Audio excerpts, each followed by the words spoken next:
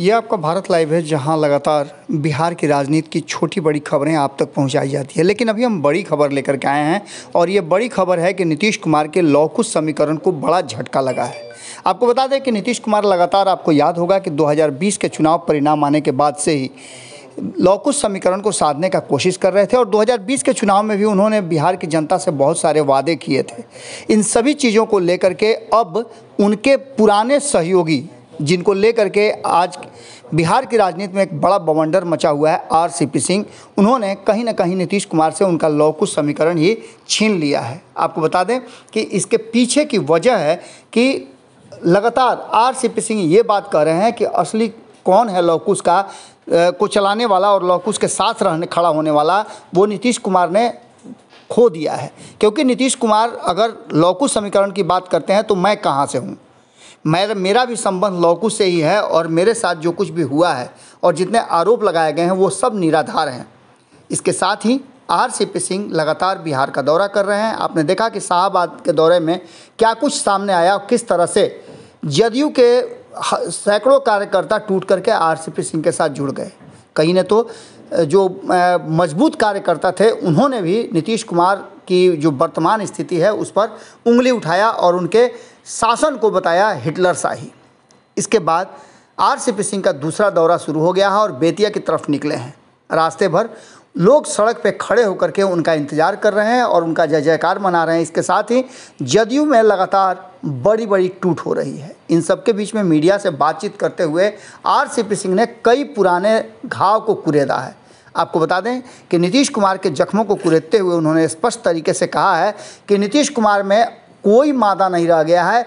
देश के अलग हिस्से या उत्तर प्रदेश से चुनाव लड़ने की बात तो छोड़ दीजिए ना, बिहार में भी किसी भी सीट पर नीतीश कुमार का जीतना असंभव है। वो जहां से खड़ा होंगे वहां उन्हें कड़ी टक्कर देंगे और धूल चटा देंगे। इतना ही नहीं, नीतीश कुमार की नीतियों को लेकर के आरसीपी सिंह ने स्पष्ट तरीके से बहुत सारी बातें कही है। आरसीपी सिंह का सीधा कहना है कि नीतीश कुमार पूरी तरह से ख़त्म हो गए हैं।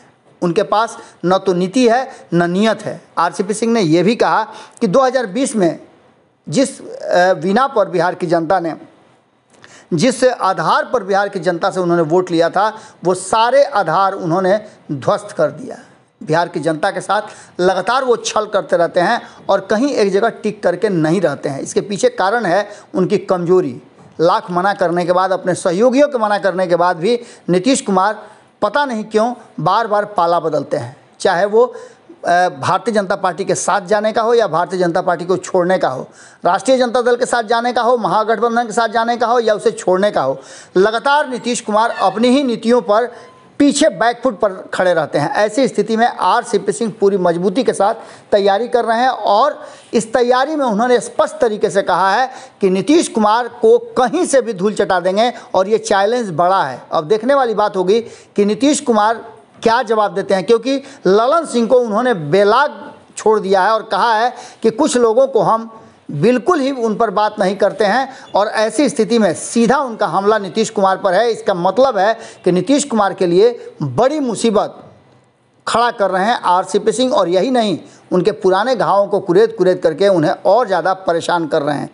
कहीं से भी धूल चटाने का जो दावा है, उस दावे में कितना दम है, हम चाहेंगे कि आप कमेंट बॉक्स में ज़रूर लिखिएगा। बहुत बहुत धन्यवाद। अगर ये वीडियो पसंद आई और वह बिहार के राजनीति और बिहारियत से सरोकार रखेनी तो सब्सक्राइब बटन दबा के चैनल के सब्सक्राइब कर ली। ओजे एगो घंटी बा, ओकरा बटन दबा देला से कुल सटीक और मारक खबर रुआ मुफ्त में मिल जाई। अगर रुआ पत्रकारिता के हमनी के नया प्रयोग में सहयोग कर चाहतानी तो ज्वाइन बटन दबा दी। पेटीएम नंबर नोट कर ली 9386816700। धन्यवाद।